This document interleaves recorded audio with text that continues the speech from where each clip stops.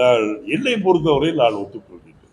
காரணம் 2-3 சுற்றில் போன தேர்தலில் 5 லட்சம் வாக்கு வித்தியாசத்தில் ஜெயித்த நம்முடைய மோடி 3-4 சுற்றில் பின்னடைவு ஏற்பட்ட காரணத்தால் ஏதோ ஓரளவுக்கு உண்மை இருக்கும் என்று நான் நினைக்கிறேன்.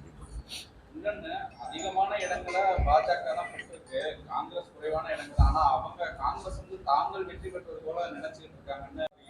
வெற்றி நாட்டு போன தடவை இருந்தது எவ்வளவு, இப்போது நாம் இந்த எண்ணிக்கை இப்போது 100 எட்டி இருக்கின்றோம். பாராளுமன்றம் ஆரம்பிக்கும் போது இந்த 100 என்று 110 வருவதற்கு வாய்ப்பு இருக்கு. ஆகவே போன முறை நாங்கள் எவ்வளவு இருந்தோம், இப்போது எவ்வளவு இருக்கின்றோம் என்பதை பார்க்கும்போது எங்களுக்கு மிகப்பெரிய வெற்றி தான். ஆனால் பாரதிய ஜனதா கட்சியை பொறுத்தவரையில் போன முறை எவ்வாறு இருந்தார்கள், இப்போது எவ்வாறு இருந்தார்கள் என்று பார்த்தால் இந்த தேர்தலிலே மிகப்பெரிய தோல்விதான். எலெக்ஷனுடைய ஆரம்பத்திலே என்ன சொன்னார்கள், 400 வாக்குகள் 400 இடங்களில் நாங்கள் வெற்றி பெறுவோம் என்று சொல்ல இந்த மோடியின் பாரதிய ஜனதா கட்சி எவ்வளவு இதில் வெற்றி பெற்றிருக்கிறது என்று தெரியும். ஆகவே உண்மையான வெற்றி என்பது காங்கிரசுக்கும் அதனுடைய கூட்டணிக்கும் தான். தமிழகத்தை பொறுத்தவரையில் 39 இடங்களிலும் இன்று நாம் ஜெயித்திருக்கின்றோம் என்று சொன்னால் அது கண்டிப்பாக முதலமைச்சர் ஸ்டாலின் அவர்களுடைய பாப்புலாரிட்டிக்கும் அவரோட உழைப்புக்கும் கிடைத்த வெற்றி தான். ஏனென்றால் போன முறை கூட ஒரு தொகுதியை நாம் இழந்தோம், அது நான் தான் தோற்று போன.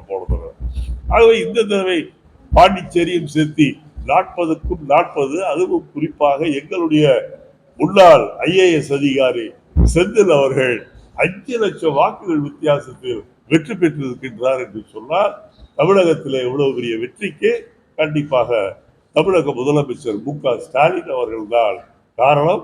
காங்கிரஸ் பேரியக்கம் என்பது அவருக்கு நன்றி கடன்பட்ட ஒரு இயக்கமாக நாங்கள் இருக்கிறோம்.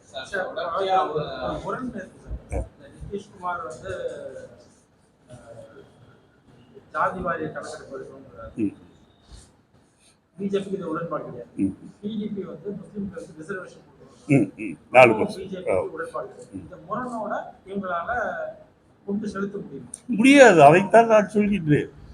ஏனென்றால் அவர்களுடைய 2 பேருக்கு இடையே எதில் அவர்கள் உடன்பட முடியும் என்றால் பணம் பேரத்தில் அவர்கள் உடன்பட முடியும். ஒரு 500 கோடி குடிக்கின்றேன் அவர்கள் சொன்னார், இல்லை 1000 கோடி எனக்கு வேணும் என்று அவர்கள் சொல்லலாமே ஒழிய இந்த அடிப்படை கொள்கைகள் இருக்கின்றது.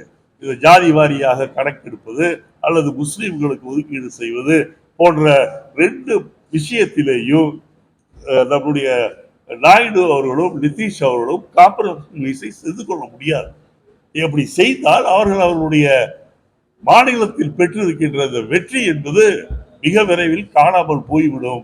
அதை உணர்ந்தவர்கள் தான் 2 பேரும்.